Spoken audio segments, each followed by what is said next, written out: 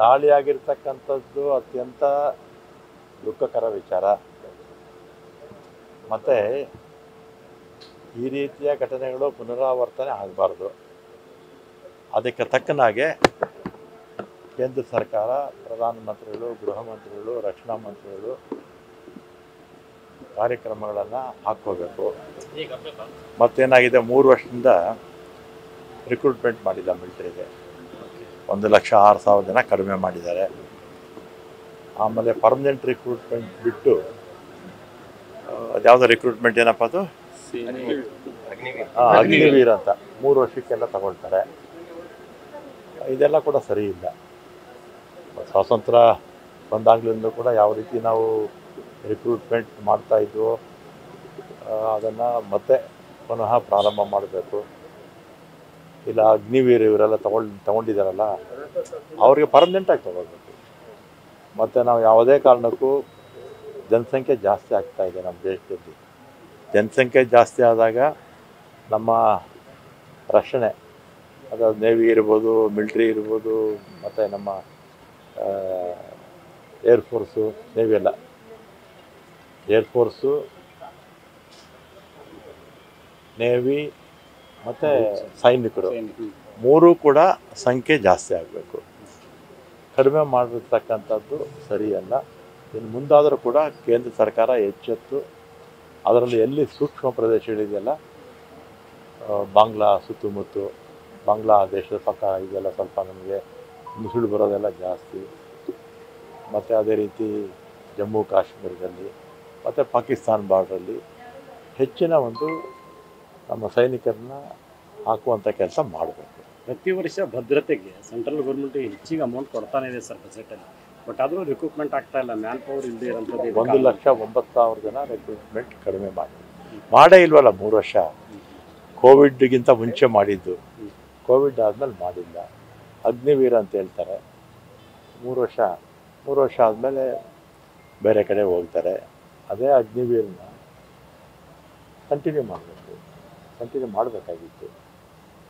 ಲೋಪದೋಷಗಳು ಆಗಬಾರ್ದು ರೀತಿ ಇನ್ಮೇಲೆ ಕೇಂದ್ರ ಸರ್ಕಾರ ಹೆಚ್ಚಿನ ಗಮನವನ್ನು ಹರಿಸಲಿ ಅಂತೇಳಿ, ಮತ್ತು ಎಲ್ಲ ಕುಟುಂಬಗಳು, ನಮ್ಮ ರಾಜ್ಯದವರು ಇದ್ದಾರೆ, ಬೇರೆಯವರು ಇದ್ದಾರೆ, ಅವರಿಗೆ ಕುಟುಂಬ ವರ್ಗದವರಿಗೆ ಆ ದುಃಖವನ್ನು ತಡೆಯುವಂಥ ಶಕ್ತಿ ದೇವರು ಕೊಡಲಿ ಅಂತ ಪ್ರಾರ್ಥನೆ.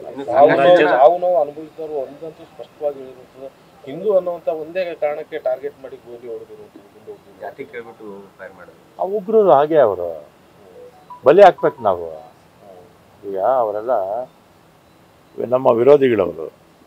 ಅವ್ರು ನಮ್ಮ ದೇಶದಲ್ಲೇ ಇರ್ಬೋದು, ನಮ್ಮ ವಿರೋಧಿಗಳು ತಾನೇ ಮಾಡಿರೋದು. ಅವ್ರನ್ನ ಮಟ್ಟ ಹಾಕೋ ಕೆಲಸ ಯಾರು ಮಾಡಬೇಕು? ಹಿಂದೆ ಪಾಕಿಸ್ತಾನ ಇದೇ ರೀತಿ ತಕರಾರು ಮಾಡ್ತಾಯಿದ್ರು. ಇಂದಿರಾ ಗಾಂಧಿ ಅವ್ರು ಏನು ಮಾಡಿದ್ರು? ದೇಶವನ್ನೇ ಇಬ್ಬಾಗ ಮಾಡಿದ್ರು. ಯಾವುದೇ ಮುಲಾಜೆ ನೋಡ್ತಿರಲಿಲ್ಲ. ಅದಕ್ಕೆ ಅಲ್ವಾ ಇಂದಿರಾ ಗಾಂಧಿ ಅವರಿಗೆ ಹುಚ್ಚಿನ ಮಹಿಳೆ ಅಂತ ಕರೆಯೋದು. ಈಗ ಅದೇ ಒಂದು ಧೈರ್ಯವನ್ನು ನಮ್ಮ ಪ್ರಧಾನಮಂತ್ರಿಗಳು ಅಮಿತ್ ಶಾ ಅವರು ತೋರಿಸ್ಬೇಕು.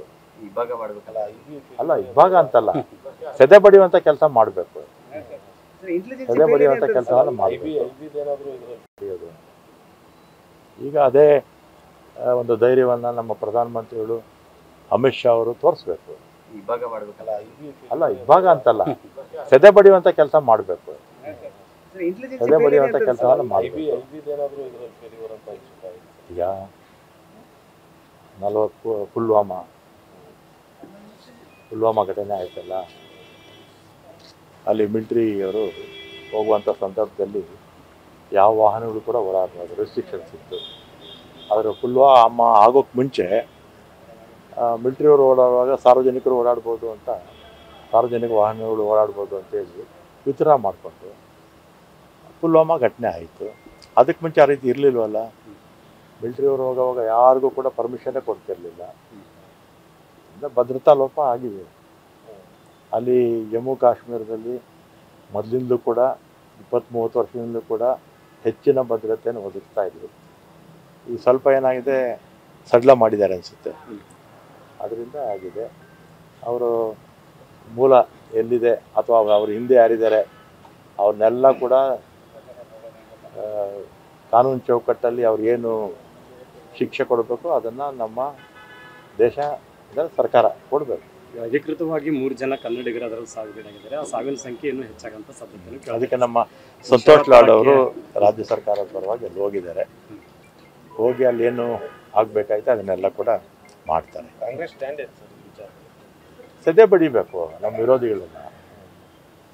ಕಾಂಗ್ರೆಸ್ ಸ್ಟ್ಯಾಂಡು ದೇಶಕ್ಕೆ ಸ್ವಾತಂತ್ರ್ಯ ತಂದುಕೊಟ್ಟಿದ್ದಾರು ಕಾಂಗ್ರೆಸ್ ಪಕ್ಷ ಅಲ್ವಾ. ಸ್ವಾತಂತ್ರ್ಯ ಈ ದೇಶವನ್ನು ಕಟ್ಟಿದವರು ಯಾರು? ಕಾಂಗ್ರೆಸ್ ಪಕ್ಷ.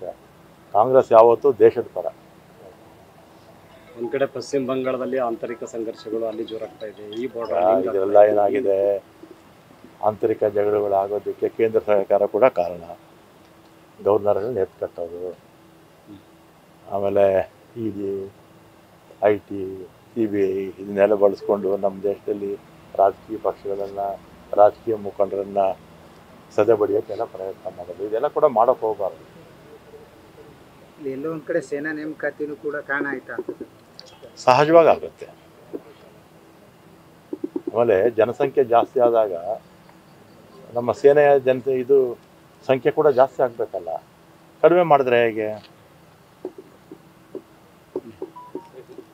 ಕೇಂದ್ರ ಸರ್ಕಾರ ಈ ವೈಫಲ್ಯ ಆಗಿದೆ ಅಂತ ನಾನು ಹೇಳ್ತೀನಿ. ಸರ್ ಇಲಾಖೆಗೆ ಬರುವಂಗಂದ್ರೆ ಈಗ ಬಸ್ಗಳು ಎಷ್ಟು ಖರೀದಿ ಮಾಡಬೇಕು ನಿರ್ಧಾರ ಮಾಡಿ ಸರ್? ಈಗ ಈ ವರ್ಷಕ್ಕೆ 2000 ಬಸ್ಸು. ಈ 2000 ನಮ್ಮ KKRTC ಎಷ್ಟು ಕೊಡ್ಬೇಕಂತ? ಮೊನ್ನೆ ವಾಯು ಕರ್ನಾಟಕಕ್ಕೆ 700 ಕೊಡ್ತೀನಿ ಅಂತ ಹೇಳಿದ್ದೀನಿ. ಇಲ್ಲೂ ಕೂಡ ಸ್ವಲ್ಪ ಹೆಚ್ಚು ಕಮ್ಮಿ ಅಷ್ಟೇ ಕೊಡಬೇಕಾಗುತ್ತೆ. ಉಳಿದಿರ್ತಕ್ಕಂಥದ್ದು KSRTC ಕೊಡ್ತೀನಿ. ನಮಗೆ ಈಶಾನ್ಯ ಸಾರಿಗೆ ಸಂಸ್ಥೆ ನಮ್ಮ KKRTC ಅಲ್ಲಿ ವಾಯು ಆಯ್ತು, ಹುಬ್ಳಿಗೆ 700 ಆಯ್ತು ಸರ್. ನಮ್ಮ ಕಲಬುರಗಿ ಎಷ್ಟು ಸರ್? ಅಷ್ಟೇ ಕೊಡ್ತೀವಿ. 700 ಸರ್. 700 ಇದೇ ಬಾಕಿ ಇದೆ. ಈಗ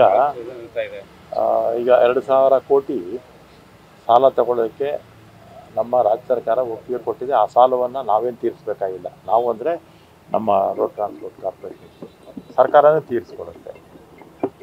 ಆಮೇಲೆ ಇನ್ನೂ ಸ್ವಲ್ಪ ಉಳ್ಕೊಳ್ಳುತ್ತೆ. ನೆಕ್ಸ್ಟು ಮುಂದಕ್ಕೆ ಸಹಾಯ ಮಾಡ್ತಾರೆ. ಯಾಕಂದರೆ ಹಿಂದೆ ನಿಮಗೆಲ್ಲ ಗೊತ್ತಿದೆಯಲ್ಲ, 4000 ಕೋಟಿ ಜೊತೆಗೆ 30 ತಿಂಗಳ ಬಾಕಿ ಲೆಕ್ಕ ಹಾಕಿದ್ರೆ 5900 ಕೋಟಿ ಬಾಕಿ ಇಟ್ಟು ಹೋಗ್ಬಿಟ್ಟಿದ್ರು. ಆದರೂ ಕೂಡ ಮುಖ್ಯಮಂತ್ರಿಗಳು ಮುಂದೆ ಉಳಿದಿರ್ತಕ್ಕಂಥದ್ದನ್ನು ಮುಂದಿನ ದಿನಗಳಲ್ಲಿ ಕೊಡ್ತಾರೆ. ನ್ಯೂಸ್ ಫಸ್ಟ್ ನಿರ್ಭೀತಿಯಿಂದ ನಿಮ್ಮ ಪರವಾಗಿ.